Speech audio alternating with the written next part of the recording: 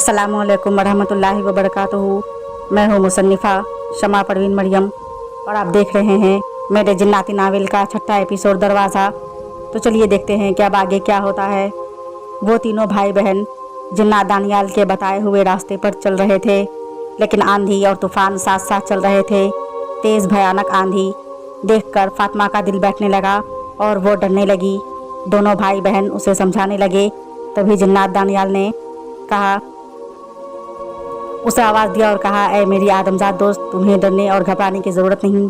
तुम अशरफुल मखलूक़ात हो, इतना क्यों डर रही हो।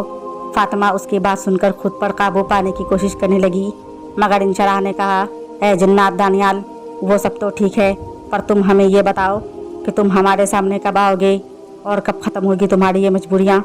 दानियाल ने कहा, ऐ हमारी मुखलिस दोस्त, इस तरह तंजिया लहजे में ना पूछो। अभी हम लोग जिन्नात वज़ीर अजहान सईद के इलाके में आ चुके हैं। जब तक उसका महल नहीं आ जाता, मैं इस इलाके में तुम्हारे सामने ज़ाहिर नहीं हो सकता। लेकिन क्यों तुम इस इलाके में ज़ाहिर नहीं हो सकते? क्या राज है, सच सच बताओ। इंशराह ने ज़बरदस्ती पूछा। जिन्नात दानियाल ने कहा, अच्छा, अगर तुम्हें ये सब जानने का इतना ही शौक़ है तो मैं अजहान सईद के महल में जाने के बाद ही बताऊँगा। और फिर तेज़ आंधी में वो लोग चलते रहे, यहाँ तक कि दूर से कुछ चमकता हुआ नज़र आया। जिन्नात दानियाल ने उन तीनों भाई बहनों से कहा, वो देखो हमारे दोस्त अजहान सईद का राजमहल। तीनों भाई बहन उस चमकती हुई चीज़ को देखने लगे जिसे दानियाल ने कह दिया था कि वो अजहान सईद का राजमहल है। दिलावेज़ ने हसरत से पूछा कि हमने कभी ख्वाब में भी नहीं सोचा था कि हम एक के बाद एक महल देखना भी नसीब होगा। इंशराह और फातिमा अपने भाई की बात सुनकर एक दूसरे को देखने लगी, जबकि जिन्नात दानियाल ने मुस्कुरा कर कहा, हाँ, अच्छी बात है, खुदा किसको कब क्या दिखा दे कोई नहीं जानता। इंशराह ने उससे पूछा, तुम कहना क्या चाहते हो। जिन्नात दानियाल ने कहा, तुम बस मुझ पर शक कर रही हो और कुछ नहीं, इसीलिए इतनी देर से अजीब तरह के सवालात पूछे जा रही हो। इंशराह खामोश रही। तभी अचानक उन लोगों ने देखा कि वो चमकती हुई चीज़ जो जिन्नात दानियाल के मुताबिक जिन्नात अजहान सईद का राजमहल था, वो उनके बिल्कुल करीब आ चुका है। मगर उसके अंदर जाना उन आदमजात के लिए शायद बहुत मुश्किल था, क्योंकि वो महल एक रोशनी की शक्ल में हवा में ही उड़ रहा था। इंशराह ने कहा, हमारा तो इस महल में जाना मुश्किल ही नहीं, नामुमकिन लग रहा है। तभी जिन्नात दानियाल उनके सामने ज़ाहिर हो गया और बोला, हम हैं ना, हम लेकर जाएंगे इस राजमहल में तुम लोगों को। यह अजहान सईद का तिलिस्मी राजमहल है जो हवाओं में उड़ता रहता है। वो तीनों भाई बहन जिन्नात दानियाल को सामने देखकर बहुत खुश हुए और उनका हौसला बढ़ गया और खौफ जाता रहा। जिन्नात दानियाल ने फिज़ा में आवाज़ देकर कहा, ऐ दोस्त अजहान सईद, हम तुमसे मिलने आए हैं, बड़ा करम सामने आओ।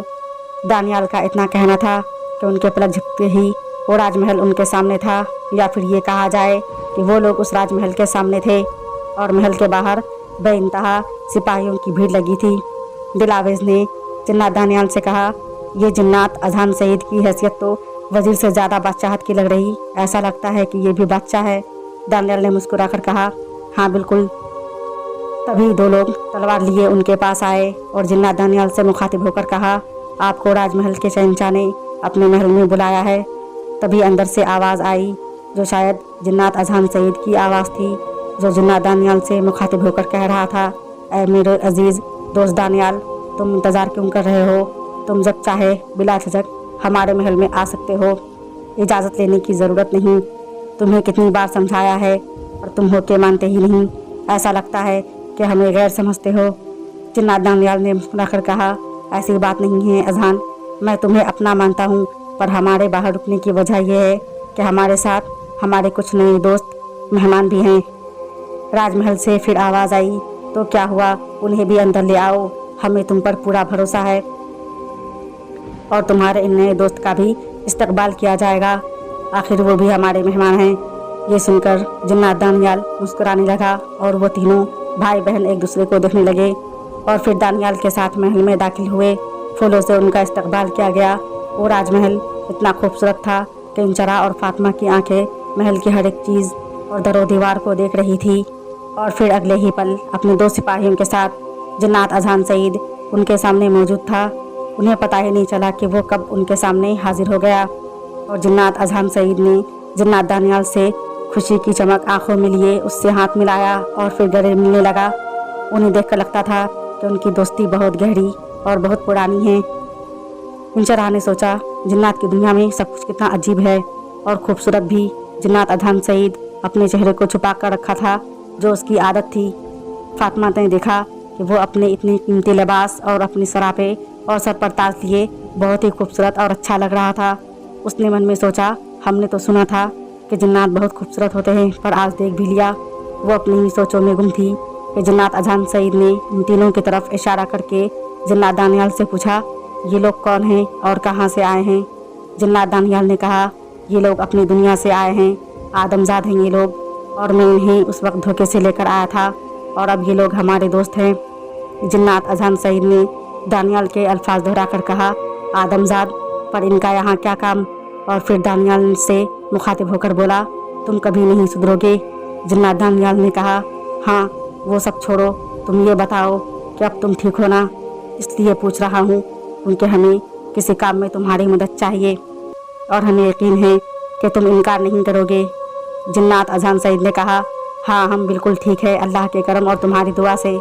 पर तुम उस दरवाजे तक पहुँचने के लिए ही मदद चाहते हो ना? सच बताना, क्योंकि उस तिलिस्मी दरवाजे के पीछे बस तुम ही अपनी जान और ज़िंदगी लगा रहे हो और तुम जानते हो कि कितना ख़तरा है वहाँ और कैसी जगह है वो, फिर भी तुम हार नहीं मानोगे। पर हमें ये भी पता है कि जिन्नात दानियाल कभी भी हार नहीं मानता। उसकी बात सुनकर दानियाल ने कहा, ऐसे कैसे हार मान लें हम? आखिर वो तिलिस्मी दरवाज़ा हमारा ही तो है और उसके इलाके की हर चीज़ हमारी ही तो है, और जिसने हमारे बादशाह हुसैन शराजी को पागल कर दिया। हम सब कुछ ठीक करना चाहते हैं और उसके लिए हमें जो करना पड़ेगा हम करेंगे और अपने तिलिस्मी दरवाजे को वापस लेंगे। उसकी बात पर जिन्नात अजहम सईद ने कहा, इंशाअल्लाह, और इन तीनों भाई बहनों ने आमीन कहा। और इंचारा ने दानियाल से पूछा, क्या वो तिलिस्मी दरवाज़ा तुम्हारा है? तुमने बताया नहीं। जिन्नात दानियाल ने कहा, हाँ वो तिलिस्मी दरवाज़ा हमारा है और तुम्हें आगे सब कुछ बता देंगे और ये भी बता देंगे कि मैं उस रास्ते पर क्यों नहीं जाहिर हो रहा था। फिर उस रास्ते से आशना होते हुए उस तिलिस्मी दरवाजे तक भी तो जाना है, पर उन सबसे पहले तुम्हें एक काम करना होगा और तुम ही करोगी। इंचरा ने पूछा, ऐसे क्यों बोल रहे हो? अभी मुझे क्या करना है? दानियाल ने कहा, तुम्हें मुझसे निकाह करना होगा हर हाल में। ये सुनकर उन तीनों भाई बहनों को लगा जिनसे उनके साथ बहुत बड़ी साजिश की हो और मुसीबत आ गई हो। दानियाल के मुंह से निकाह के बात सुनकर अब अजहम सईद की तवज्जो उन तीनों भाई बहनों की तरफ हुई और इंचरा से बोला, अगर मेरा दोस्त जिन्नात दानियाल तुमसे निकाह करना चाहता है तो तुम्हें इससे निकाह करना ही पड़ेगा। इंचरा, फातिमा और दिलावेज तीनों एक दूसरे को बेबसी से देखने लगे। वापसी का भी कोई रास्ता नहीं था। जिन्नातों की दुनिया में बेइंतहा जिन्नातों का काफिला और वो लोग सिर्फ 3 आदमजाद।